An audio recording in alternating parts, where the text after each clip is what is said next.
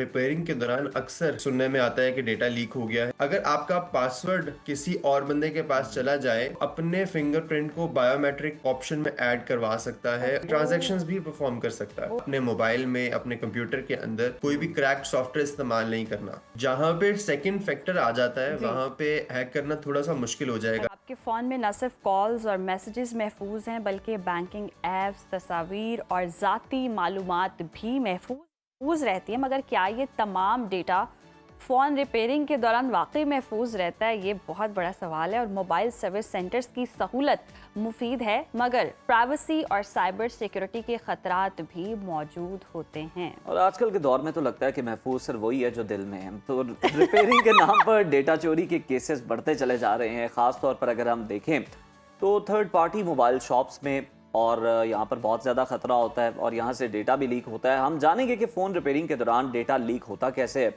कौन से इकदाम ज़रूरी हैं और महफूज रहने के अमली तरीके क्या हैं। हमारे साथ मौजूद हैं cyber security expert Hamza Rabbani साहब। Hamza, good morning, welcome to Suno Pakistan. हमें ये बताइएगा कि क्या फ़ोन रिपेयरिंग के दौरान आपका डेटा, तस्वीर, मैसेजेस, ऐप और बैंकिंग मालूमात क्या वाकई महफूज रहती हैं, चाहे आप सर पे खड़े हैं या नहीं खड़े? Thank you very much. आपका पॉइंट बड़ा वैलिड है कि रिपेयरिंग के दौरान अक्सर ये सुनने में आता है कि डेटा लीक हो गया है, और उसके दो मेजर तरीकों से चीज़ें कॉम्प्रोमाइज़ होती हैं। पहला कॉन्टेक्स्ट तो ये है कि आपने मोबाइल अपना रिपेयरिंग के लिए दिया और आपका मोबाइल वर्किंग हालत में था। अब उन्होंने आपसे पासवर्ड मांग लिया और वो पासवर्ड मांगने के बाद आपके फ़ोन के तमाम चीज़ों को एक्सेस कर सकते हैं और वहाँ से उन्होंने डेटा निकाल लिया। और इस पासवर्ड के साथ एक चीज़ और भी अटैच्ड है, वो है आपके बायोमेट्रिक इंफॉर्मेशन। आप अपने मोबाइल के अंदर जो बैंकिंग एप्लीकेशंस हैं, हम लोग बायोमेट्रिक के थ्रू उसके अंदर ट्रांजैक्शंस परफॉर्म कर सकते हैं। जैसे इजी पैसा, जायज़ कैश के अंदर बायोमेट्रिक से भी आप लॉग इन कर सकते हैं। अगर आपका पासवर्ड किसी और बंदे के पास चला जाए मोबाइल का, तो वो अपने फिंगरप्रिंट को बायोमेट्रिक के ऑप्शन में ऐड करवा सकता है और वहाँ से बैंकिंग एप्लीकेशंस को भी एक्सेस करके ट्रांजैक्शंस भी परफॉर्म कर सकता है। तो ये एक रुख है जो अक्सर इस तरह के सेंटर्स के अंदर हो रहा होता है। अच्छा हमजा, कुछ लोग ऐसे भी होते हैं जो अपना मोबाइल कभी भी ना रिपेयर करवाते हैं, ना सेल आउट करते हैं और नए से नए मॉडल ख़रीद लेते हैं, लेकिन मोबाइल जो है उनके पास सिक्योर रहता है। वो लोग सिक्योर रहते हैं इन सब चीज़ों से? जी, अगर तो रिपेयरिंग सेंटर के हवाले से बात करें तो जाहिर है उस केस में तो ये लोग सिक्योर रहते हैं। लेकिन होता ये है कि हम लोग अपना पुराना फ़ोन बेच देते हैं और उसको फैक्ट्री रीसेट करके आमतौर पे आगे किसी और को सेल ऑफ कर देते हैं। और हम सोचते ये हैं कि हमारा जितना भी डेटा मोबाइल के अंदर मौजूद है वो हमने अपनी तरफ से डिलीट कर दिया है, तो कोई बंदा उसको रिट्रीव नहीं कर सकता। लेकिन असल में टेक्निकल लेवल के ऊपर ये हो रहा होता है कि जितना भी डेटा आप डिलीट करते हैं वो वर्चुअली डिलीट हो रहा होता है, एक्चुअली डिलीट नहीं हो रहा होता। अब ये चीज़ तमाम फ़ोन्स के साथ ही है, ये सिर्फ फ़ोन्स के अलावा कंप्यूटर्स के साथ भी इसी तरह से ही है। जब आप कोई भी फाइल डिलीट करते हैं तो वो फिजिकली डिलीट नहीं हो रही होती, वो वर्चुअली डिलीट हो रही होती है। इसका मतलब ये है कि कोई बंदा भी उस फाइल को कुछ स्पेसिफिक सॉफ्टवेयर्स का इस्तेमाल करके रिट्रीव कर सकता है। तो अक्सर हमने देखने में आया कि जी मोबाइल रिपेयरिंग के लिए गया और कोई वीडियो फ़ोन में से निकल आई या पिक्चर इस तरह की निकल आई जो कि नहीं निकलनी चाहिए थी, जो पर्सनल या प्राइवेट नौयत की थी।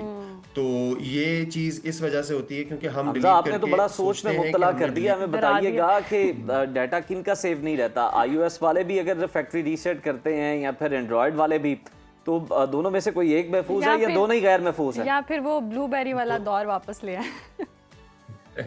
दोनों ही गैर महफूज हैं या दोनों ही गैर महफूज, ब्लैकबेरी ब्लू।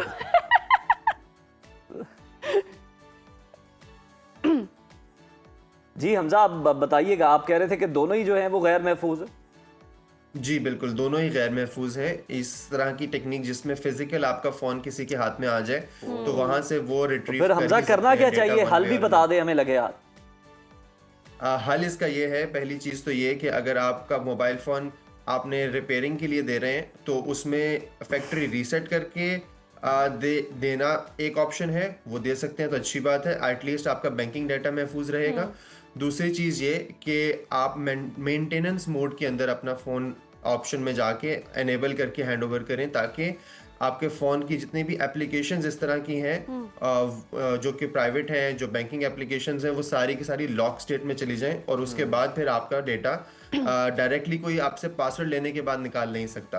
राइट। अब ठीक। जहाँ तक बात डिलीटेड फोटोज की है और फैक्ट्री रीसेट और सेल जी। रीसेलिंग का पर्सपेक्टिव है, उसके अंदर ये ज़रूरी है कि आप अपने फ़ोन को एक दफ़ा जब वाइप आउट करें तो उसकी मेमोरी को 100% किसी ऐसी फाइल से दोबारा फिल अप कर दें जो कि किसी काम की नहीं है। जैसे फॉर एग्जांपल आपने ओह। फ़ोन नॉर्मल इस्तेमाल में था, अब आपने फैक्ट्री रीसेट किया और अब दोबारा से आप एक्टिवेट करें और उसमें जितने जीबी की स्पेस है उतनी जीबी की कुछ और डेटा डाल दें। जैसे कोई ओके ओके मूवी ओके आपने डाल दी ओके। और सही। उसको बार बार रेप्लिकेट करके उसकी 128 जीबीज आपने फिल कर दी है। ठीक। तो अब आप दोबारा से फैक्ट्री रीसेट करें, अब आपका डेटा जो पुराना एक्चुअल डेटा था वो कोई नहीं वो निकाल नहीं डिलीट हो सकेगा। जाएगा। अच्छा अच्छा।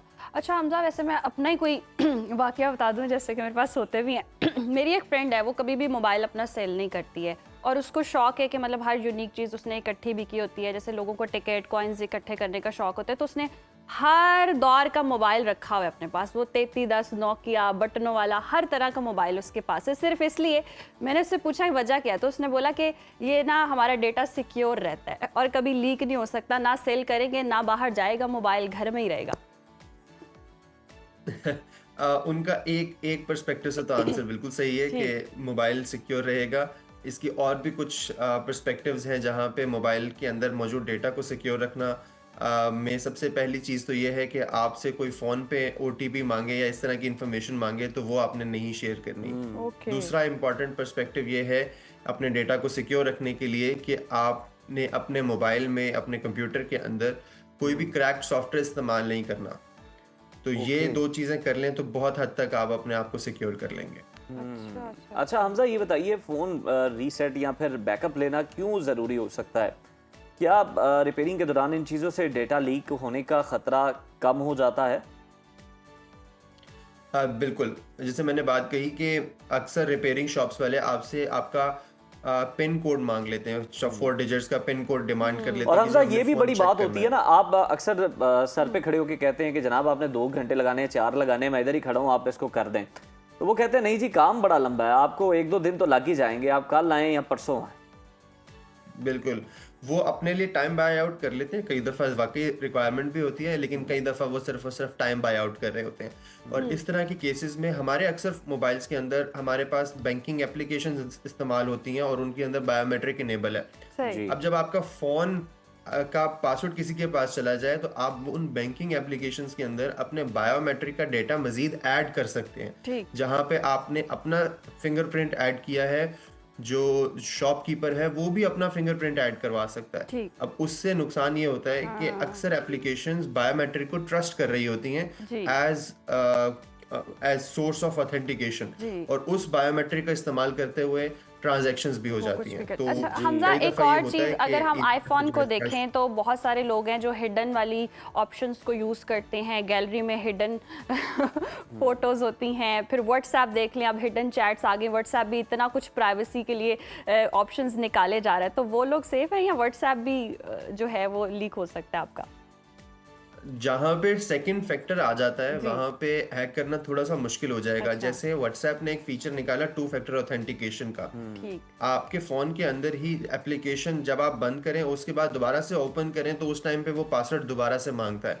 अब ये एक एक्स्ट्रा सिक्योरिटी का एक फीचर है जो कि आप इनेबल कर सकते हैं अपने व्हाट्सएप के ऊपर, तो वो बिल्कुल उससे आपकी जो डेटा है वो ज़ाहिर है सिक्योर किसी हद तक तो होगा कि आपके WhatsApp messages directly main interface से कोई एक्सेस नहीं कर सकेगा।